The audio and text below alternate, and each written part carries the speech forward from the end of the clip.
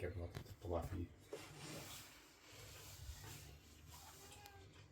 لا هاي مرحبا.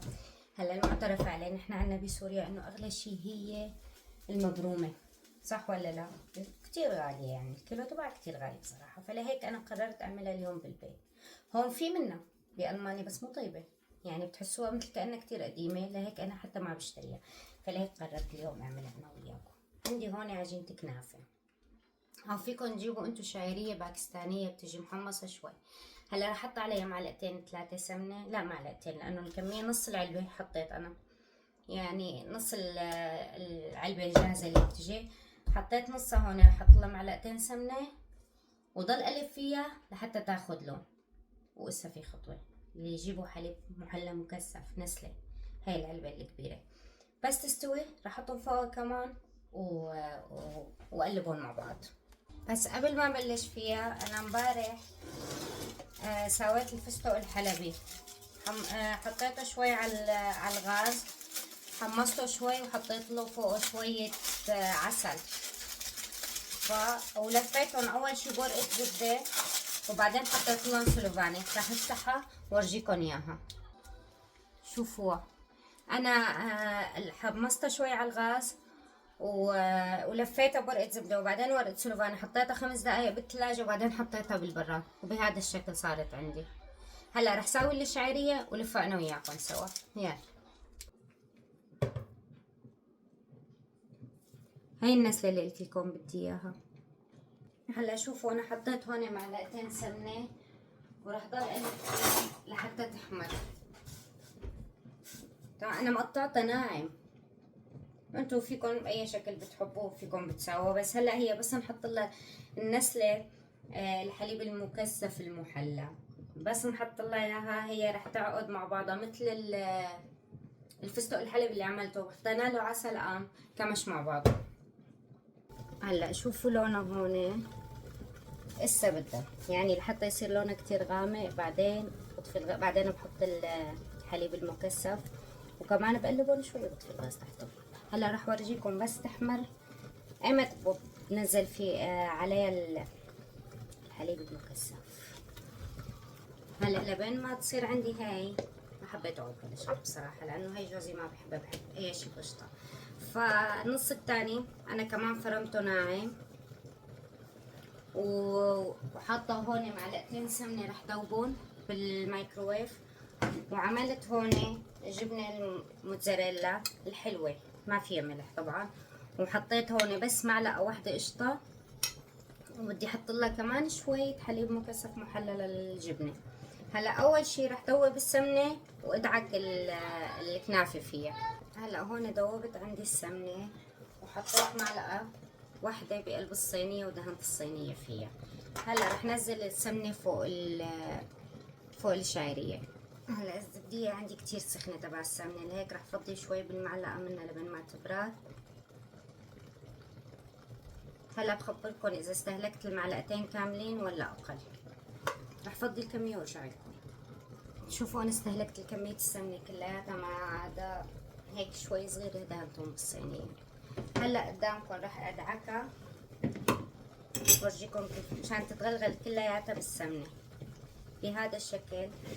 ادعكوها تكون السمنه نازله لتحت، فانتو هيك من تحت لفوق اعملوها وبعدين دعكوها مع بعض. هلا هون رح احط شوية حليب مكثف محلى عليها، طبعا هي اختيارية مو ضرورية. هلا رح ادعكهم شوي مع بعض مشان يختلطوا كلهم مع بعض. تمام. هلا هون انا دعكت السمنة كلياتها مع بعض، عفوا دعكت السمنة بقلب الشعيرية كلياتهم مع بعض. هلا رح فضيهم بقلب الصينية.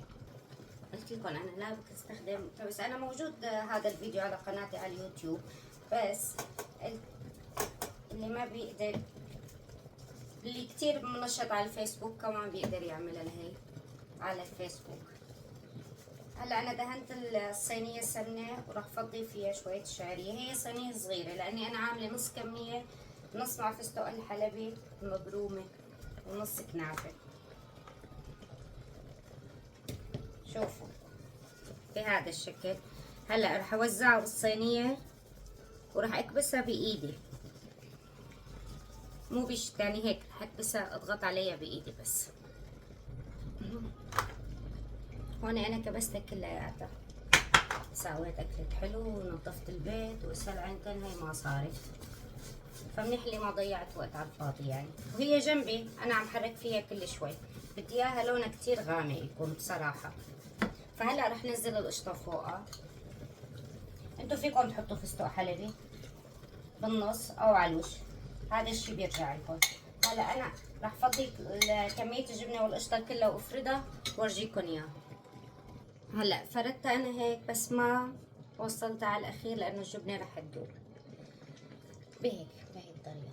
هلا رح فضي كمية الشعرية الباقية فوقها وكمان اكبسها بايدي بحيث انه ما تطلع الجبنة كمان اللي برا، لانه اذا طلعت وانحرقت كمان بيطلع منظرها ما حلو. وهيك الصينية صارت عندي جاهزة. هلا رشاها الفرن من تحت على درجة حرارة 180 او 200 حسب انتو الفرن اللي عندكم، يعني اذا عالي او لا. وبس تحمر الاطراف كلياتها رح شغل الفرن من فوق، وانا عاملة قطر كاسة سكر كاسة مي، هاي عيار القطر تبعي انا. وبس يغلي بحط عصرة ليمون بتركه يغلي 10 دقايق وبعدين نطفي الغاز وبتركه لحتى يبرد. المهم هاي بنحطها هلا بالفرن مثل ما قلت لكم على درجة حرارة 180 لل 200 من تحت، بس تحمر الاطراف بنشغلها من فوق وبعدين برش القطر بس لا تقطعوها فورا. انا بتركها لحتى تهدى مشان الجبنة معي ما يعني ما تخرب منظرها يعني بصراحة، فبستناها لحتى تهدى شوي وبعدين بقطعها وبقدمها. واخيرا صارت بهذا اللون، انا بدي اياها هيك. يمكن انتو على الاضاءة مبينة عندكم فاتحة، بس هي اسا صارت عندي يعني تمام التمام. هلا رح ابكى شوي وراح احط لها نسله. هلا لنص الكميه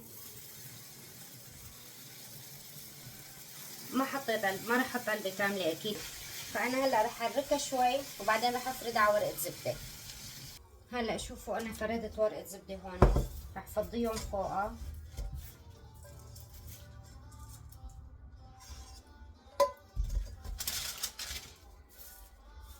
وراح فضي كمان احط ورقه زبده كمان فوقهم لانه سخنه بصراحه.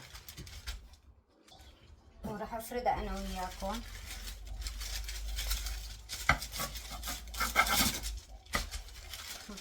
هلا بنساويها على شكل مربع مشان نحط بقلبها الفستق الحلبي. وهلا تعالوا حطيت فوقها، تعالوا نلفها مع بعض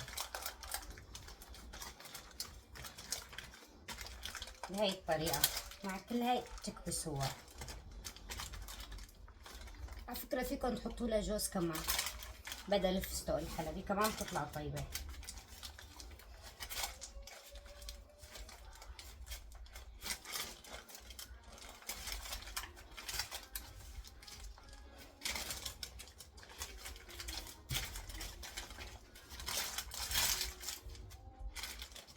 هلا زاد عندي بصراحة شوي، انا رح شيله عشان ما تطلع سميكة.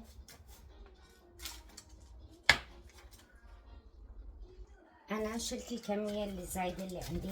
هلا خلينا عم نكبسها منيح ونلفها هيك لانه بدي ادخلها البراد عشان تتماسك مع بعضها. هلا رح لفها هيك بهي الشكل وراح احط فوقها سلوفاني كمان داخله البراد وبعدين بنقطعها سوا. هاي حطيت لها ورقة سلوفاني. انتو بتكبسوها منيح على طولها يعني.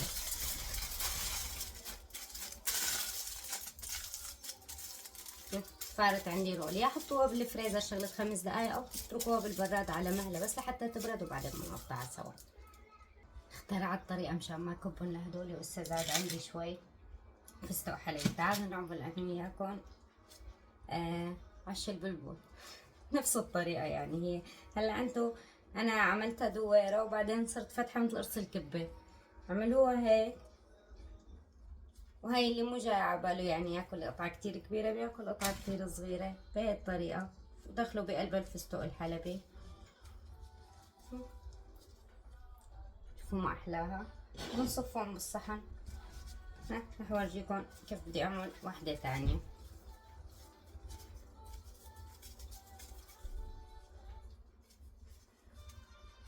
هيك وانتو عم باصبعتكم تفوتوها عشان تطلع فتحة صغيرة، وبعدين مثل قرص الكبة بتكوكبوها مشان تضل ماسكة مع بعضها. والله الحاجة ام الاختراع احيانا. بنشيل شوية فستق حلبي بنحط بقلبها، وفيكم تحطوا جوز مثل ما قلت لكم، او حتى ممكن تحطوا فيها قشطة، يعني قطعة صغيرة بالمناسبات او اي شيء. هيكم احلاها. ونصفن جنب بعض. بابا بابا